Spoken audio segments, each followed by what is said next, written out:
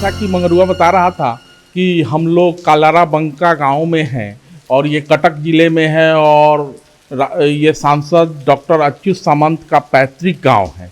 और Kalinga institute of social science तो हमने देखा है भुवनेश्वर में, उसी का एक ब्रांच इन्होंने गांव में खोला है। हम समझते हैं यहाँ के व्यवस्थापक से कि जरा ये क्या बना है बताइए। 21 के उड़िया में ये बोर्ड लगा हुआ है जी, इस बोर्ड को आइए, इस बोर्ड को नरेट कीजिए और इसके जरिए ये क्या बना है वो बताइए। 21 कलराबांग की बिल्डिंग है जी, और कलराबांग के ब्रांच अपने गांव में डॉक्टर सामंत ने बनाए हैं। और ये विशेष करके जो कोविड में अनाथ हुए बच्चे, उनके रहने की व्यवस्था यहाँ किया गया। हमारे यहाँ विद्यालय 2 है, इंग्लिश मीडियम, उड़िया मीडियम, बच्चे वहीं पढ़ेंगे। उनका खाना रहना सब मुफ्त में होगा और अनाथ बच्चे उनका तो मुफ्त में होगा। ये प्रारंभ हुआ नहीं है, इसी साल से आरंभ होगा।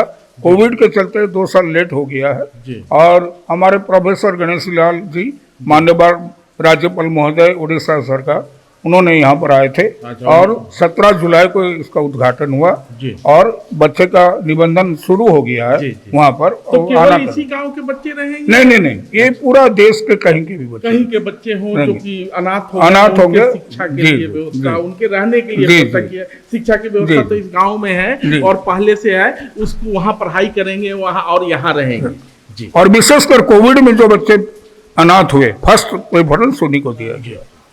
जब हम लोग ग्राउंड फ्लोर पे थे तो बात कर रहे थे कि कोविड के काल में ये जो बच्चे अनाथ हो गए हैं उनके लिए ये गांव में व्यवस्था की गई है कि देश के किसी भी हिस्से के बच्चे जो अनाथ हो गए हैं उनको यहाँ पे रखा जाएगा। और व्यवस्थापक महोदय यही बता रहे थे। लेकिन अब हम लोग, चूँकि बारिश की सीमा है, बारिश में बहुत जगह जाया नहीं जा सकता, लेकिन जो कर सकते हैं, जो दिखा सकते हैं इस गाँव के विषय में, डॉक्टर अच्युत सामंत के गाँव के विषय में और कालाराबंका के विषय में, इस गाँव के कैसे ये गाँव धीरे धीरे बदल रहा है, उस बदलाव के विषय में हम लोग यहीं से कोशिश करते हैं। और हमारे साथ व्यवस्थापक हैं, वो हमारे पीछे मंदिर भी दिख रहा है, जरा किस जी कौन सा मंदिर है? और वहाँ पर जी श्री राम जी के मंदिर, संकट मोचन हनुमान जी के मंदिर, लक्ष्मी जी के मंदिर, माँ मंगला देवी के मंदिर, इस तरह से कई मंदिर मालिनी है जी। और वो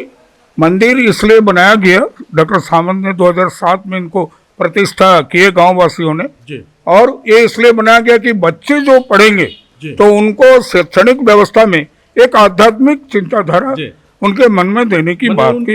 शिक्षण की तो चिंता है ही, साथ साथ बच्चों की आध्यात्मिकता की भी चिंता है, क्योंकि आध्यात्मिकता के परंपरा से ही हम धीरे धीरे आगे बढ़ेंगे और वो थोड़े संकल्पबद्ध भी होंगे, अनुशासित भी रहेंगे। आध्यात्मिक चिंता रहने के कारण अनुशासित रहेंगे, जो जिसकी आवश्यकता है जी। आप बता रहे थे कि मंदिर के पास कोई तालाब भी बनवाया है। हाँ, पीछे साइड में एक तालाब है मंदिर। अभी हम लोग मंदिर के पास तालाब जाने की भी कोशिश करेंगे, लेकिन हमारे पीछे जो बोर्ड दिखाई दे रहा है वो केनरा बैंक का बोर्ड है और इस गांव में केनरा बैंक की शाखा भी है।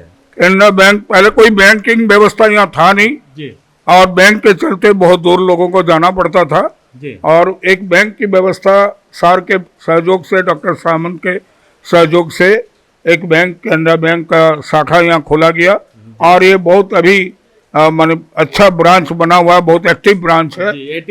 एटीएम भी है उस ब्रांच में और साथ में साइड में दिखेगा नीलिमा रानी पुस्तकालय भी है। अच्छा, लाइब्रेरी। अभी हम लोग पुस्तक, चूंकि पुस्तकालय में थोड़ी मेरी रुचि होती है तो पुस्तकालय भी चलेंगे, लेकिन वो सामने मीटिंग हॉल दिखाई दे रहा है और वो बगल में कैंटीन भी है जी। मीटिंग हॉल इसलिए कि हमारे गाँव में कोई, हम लोग मीटिंग करते थे तो ऐसी ओपन जगह में किसी माने भगवान के मंदिर के पास किसी जगह बैठ के करते थे, कोई हॉल नहीं था कि कोई मीटिंग करेंगे, इसलिए एक हॉल बनाया गया।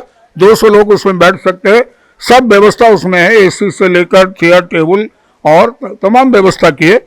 और इसका जो माने चिंताधारा है, आर्किटेक्ट मैडम है इति मैडम, उन्हीं के चिंता से ये सब हुआ। इति सामंता मैडम, ये अच्युत सामंता की बहन, छोटी बहन है। और ये कैंटीन है, जिससे कि गांव में कोई ऐसा होटल नहीं है जहां नाश्ता मिलेगा, कुछ मिलेगा। काफी लोग आते तो हैं। क्यों इस गांव को स्मार्ट विलेज कहा जा रहा है, ये तो आप बखूबी समझ रहे हैं, और सारा देश तिरंगामय हो रहा है। तो हम और व्यवस्थापक महोदय दोनों देश के तिरंगा के समक्ष खड़े हैं और यहीं से इस गांव की कहानी कही जा रही है। मैंने जैसा कि बताया कि बारिश हो रही है, बारिश की हमारी अपनी सीमाएं हैं, लेकिन उन सीमाओं में जितना भी इस गांव को दिखा सकता हूं जरूर दिखाने की कोशिश करूंगा। और इसी के साथ ये बातचीत इस पड़ाव पे समाप्त करते हैं और किसी और गंतव्य की ओर बढ़ते हैं।